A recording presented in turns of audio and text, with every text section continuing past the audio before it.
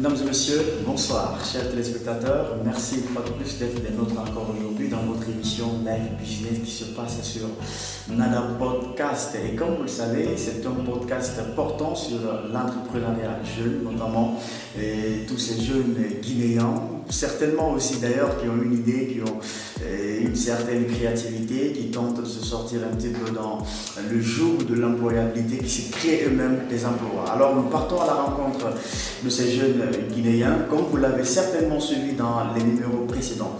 Aujourd'hui, nous sommes également avec un autre jeune qui a mis en place une activité, une entreprise, qui est en train aujourd'hui de se frayer en chemin dans la sphère entrepreneuriale de Guinée. On va se tourner donc vers notre invité, il va se présenter avant qu'on ne procède à d'autres questions. Bonsoir monsieur. Bonsoir. J'espère que vous allez bien. Très bien.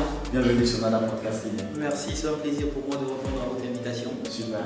Alors, nos téléspectateurs ont envie de savoir qui on a en face de nous aujourd'hui. Alors, si on doit faire une biographie, que dira-t-on de vous monsieur? Ce qu'il faut retenir de moi, c'est que je suis Mimou Damba Emmanuel. Je suis le gérant de Mansa Talent, plateforme de recrutement et d'aide à l'emploi, de gestion des talents et de gestion de plans de carrière personnalisés avec pour particularité d'utiliser l'intelligence artificielle pour faciliter la connexion entre les talents et les entreprises et les activités RH au quotidien. Et au-delà de ça, je suis aussi maître de cérémonie à mes heures perdues. Je présente des cérémonies, je fais des formations en art oratoire et je présente aussi des émissions. Alors, vous-même qui êtes coach, qui faites des coachings par moment, nous entendons souvent dans des séances de formation, dans des médias, des gens qui encouragent d'autres personnes à se lancer dans l'entrepreneuriat. Alors, vous-même, quelle est la définition que vous pourriez donner à l'entrepreneuriat? Comment vous le définissez-vous? Définir l'entrepreneuriat, pour moi, c'est quelque chose qui va de soi. L'entrepreneuriat, c'est la capacité qu'on a à multiplier une initiative qui peut transformer notre communauté, qui peut transformer le quotidien des gens. Donc, entreprendre, mettre sur pied un projet, c'est déjà penser, réaliser un projet qui répond à un besoin communautaire, un besoin personnel. Ça peut partir de là d'un besoin personnel qui devient un besoin communautaire. Si j'ai un problème, il se pourrait que la plupart des personnes aient le même problème. Donc la manière la plus facile de le définir, moi je le définirais comme une activité créatrice de richesse qui part de la résolution des problèmes au quotidien. D'accord. Alors voilà ce qui est bien compris. Alors cette autre question, est-ce que vous pourriez nous parler un petit peu de votre parcours? Est-ce qu'on peut savoir qu'est-ce que vous avez traversé avant que vous ne soyez là aujourd'hui? Pour que d'autres puissent aussi prendre l'exemple.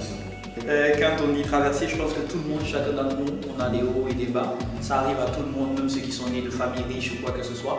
Alors le parcours, c'est un parcours académique simple à l'institution Sainte-Marie de Dixine, où j'ai fait toutes mes classes primaires jusqu'au lycée. Et après le lycée, je me suis dirigé vers la sociologie à l'Université Générale d'Ansana Comté de Sonfonia. Et après l'Université Générale d'Ansana Comté de Sonfonia, je me suis retrouvé à me débrouiller moi-même en tant que maître de cérémonie, avec aussi des petits passages dans des services et dans des réalisations. En soi, je n'ai pas vraiment déposé de CV quelque part pour un emploi. J'ai toujours été repéré, j'ai toujours été détecté de par mes compétences, de par mon talent. Donc j'ai fait des cours de sociologie, développement communautaire et organisation à l'Université de Sonfonia. Même si ce n'était pas ce que je voulais au départ, je voulais étudier à l'étranger. Mais mon père m'a fait comprendre que c'est pas toujours étudier à l'étranger le plus important, mais comment on apprend, comment on s'adapte. Et la plupart du temps, il avait tellement raison que chaque fois que quelqu'un me voit présenter un événement, une activité, me demande si j'ai étudié en Guinée, si je suis guinéen. Alors que je suis un produit pur, 100% de l'école guinéenne. J'ai eu aussi un temps de passage à la télé, Joma Media, où j'étais chroniqueur et présentateur dans l'émission Open TV Show à la télé, et sans filtre à la radio, mais aussi chroniqueur dans l'émission Ce qu'il fallait démontrer, une émission qui parlait d'actualité politique et sociale et tout. Donc c'est brièvement mon parcours.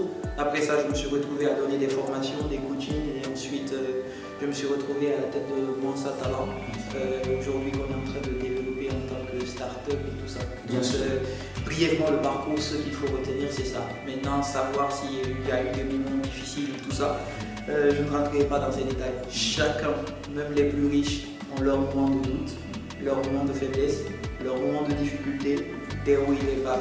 Alors dites-moi, de votre cursus scolaire jusqu'aux expériences professionnelles, qu'est-ce qui vous a le plus marqué? mets des questions comme ça. Non. Qu'est-ce qui va le plus marquer? Qu'est-ce qui va Comment le plus ça? marquer? Il y a beaucoup de choses qui m'ont marqué. Oui. Il y a beaucoup de choses qui m'ont marqué. Ça c'est m'amener à peut-être me souvenir au plus profond de moi.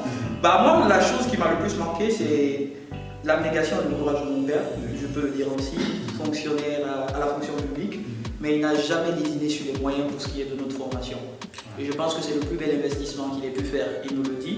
Et moi aussi, je sens en moi que c'est le plus bel investissement. Parce que chaque fois que je vais quelque part, on dit être fier de moi, de ce que je fais. Mais derrière cette fierté, il y a des parents qui ont sacrifié des choses. Il aurait pu se construire des maisons, des villas, la scolarité à Sainte-Marie, tout le monde sait, ce n'était pas donné. Je n'ai jamais été renvoyé du tout. Jamais été renvoyé pour la scolarité. Parce qu'il y avait un père derrière qui contrôlait, qui faisait en sorte que cela soit là. Des choses qui m'ont marqué aussi dans mon parcours, peut-être la confiance de mon père. Je me rappelle qu'au primaire, avant Sainte-Marie, jusqu'en 2e, 3e année, je faisais Nelson Mandela. Je devais passer pour la 3e, il m'a dit, je devais passer pour la 4e. Il m'a dit non, tu vas reprendre la 3e, tu vas à Sainte-Marie. Au départ, ça me fait mal, mais il m'a dit c'est mieux que tu reprennes pour avoir les bases. Et même quand les gens doutaient de moi, de mes résultats scolaires, c'est la personne qui n'a jamais douté de mes résultats scolaires. Il s'est dit ça vient avec le temps, ça va. Donc c'est des éléments de parcours qui marquent forcément quelqu'un. Les choses qui m'ont marqué de tout mon parcours aussi, c'est peut-être cette capacité que les gens ont eu à me faire confiance de mon jeune âge, à me donner des projets à piloter. Il y a tellement de souvenirs, tellement des choses qu'on saurait le dire. Mais je suis reconnaissant de ce que chacun a eu à faire, à apporter à ma vie, à la construction de l'homme que je suis. Je suis vraiment reconnaissant de ça. Et l'événement qui m'a marqué particulièrement, je prends chaque chose comme on vient, le bon et le mauvais, j'en fais des choses positives. Et je pense que je suis le résultat de ce qui a été bon, ce qui a été mauvais. Alors, voilà, on va s'intéresser maintenant à Mansa Talent. J'aimerais que vous me présentiez Mansa Talent, et surtout que vous me disiez quelle est la mission qui se cache derrière cette entreprise. D'accord. Présenter Mansa Talent et sa mission, déjà il faut comprendre une chose, Mansa Talent c'est la réponse à 2 problématiques que toutes les entreprises, toutes les sociétés humaines et tout le monde a. Surtout des sociétés qui se construisent et se bâtissent, des pays, des nations, quoi que ce soit, 2 ressources importantes, la ressource humaine et le temps. Ce sont des ressources aujourd'hui qui sont primordiales à toute structure sociale, à toute entreprise qui veut se développer. Avoir de la ressource humaine de qualité qui peut répondre à son besoin et avoir le temps aussi pour faire cela, parce que chaque fois qu'une entreprise perd du temps, elle perd aussi à côté de l'argent, elle perd des opportunités.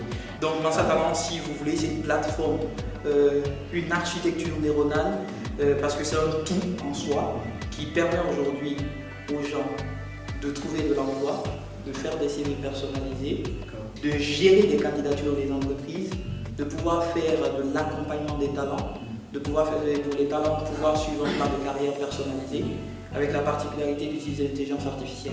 Aujourd'hui, nous avons imaginé un pays où des milliers de jeunes ont du mal à donner vie à leur carrière, et de l'autre côté de la rue, vous avez des centaines d'entreprises qui n'arrivent pas à trouver le talent efficace pour donner vie à leur vision. Et ces